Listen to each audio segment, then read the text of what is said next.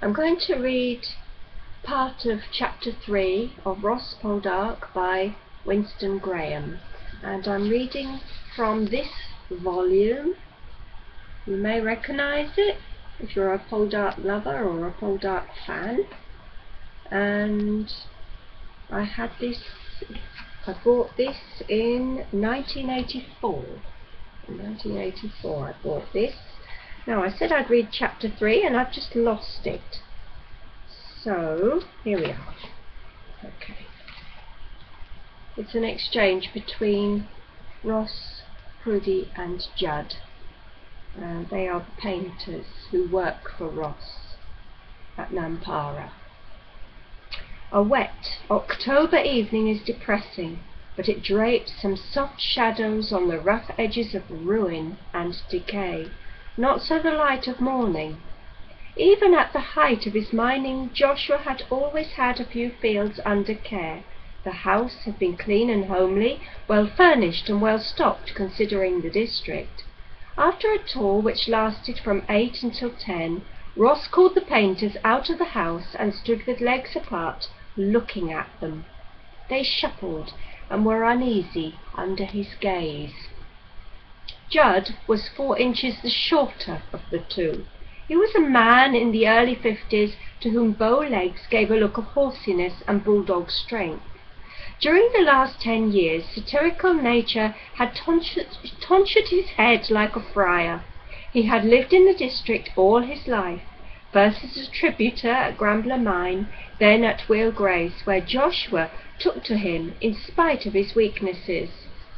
Prudy, Judd had picked up at Bidrothan 10 years ago. Their first meeting was one of the things that Judd held his tongue about, even in his cups. They had never married, but she had taken his name as a matter of course. She was now 40, 6 feet in height, with lank Spanish hair incurably lousy, and wide-shouldered, with a powerful body which bulged everywhere it aesthetically shouldn't.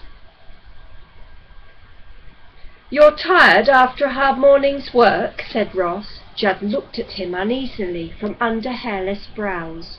With Joshua he had always had to mind his P's and Q's, but of Ross he had never been at all afraid. A harum-scarum, highly strung, lanky youngster. There was nothing in him to fear, but 2 years of soldiering had changed the boy.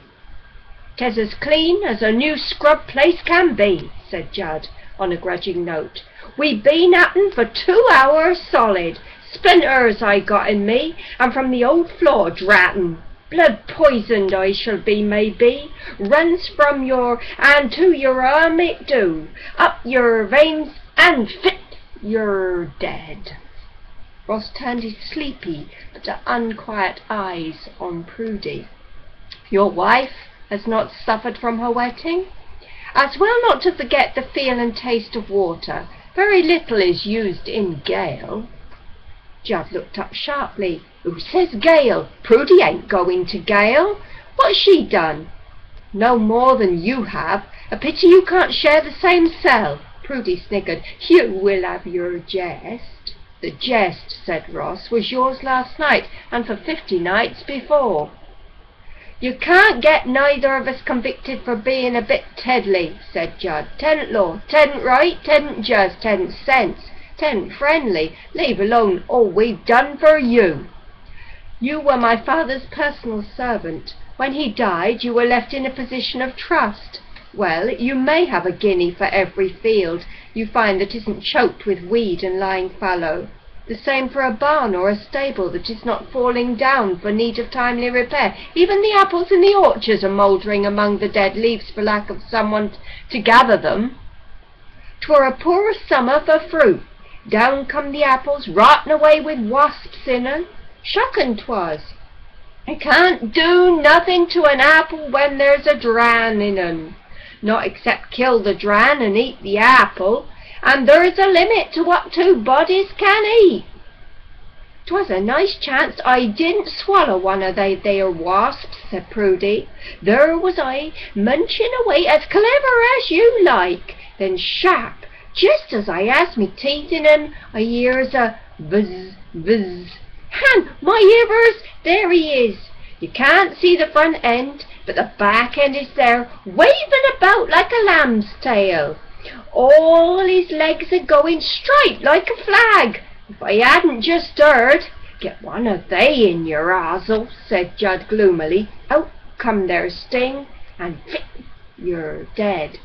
"Lazy in everything," said Ross, "but the search for excuses, like two old pigs in their sty, and as slow to move from their own patch of filth."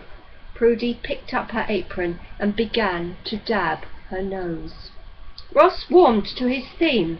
He had learned abuse from a master and had added to it while away. Also, he knew his listeners. "I suspect it must be easy to convert good stock into cheap gin," he ended. "Men have been hanged for less. We thought 'twas rumoured—" Judd sucked his gums in hesitation. "Folks said that I was dead." "Who said it?" "'Twas common belief," Prudy said sombrely. "Yet I find it only near my own home. Did you begin the story?" No, 'tedn't true. Not by no means. 'Tis we you should thank for giving the lie to such a story. Nail it, I says. Nail it to the bud, I says. I've got the firmest faith, I says, and Prudy can bear me forth. Did we believe such a wicked lie, Prudy?" "Dear life, no," said Prudy. My uncle has always thought you wastrels and parasites. I think I can arrange for your case to come before him." They stood there on shifty feet, half resentful, half alarmed. He had no understanding of their difficulties, and they had no words to explain.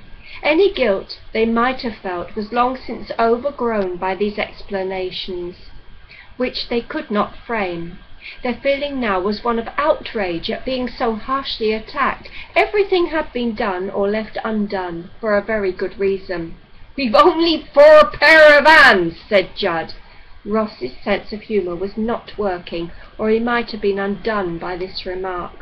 "There is much gale fever this year," he said. "A lack of cheap gin will not be your only hardship." He turned and left them to their fears.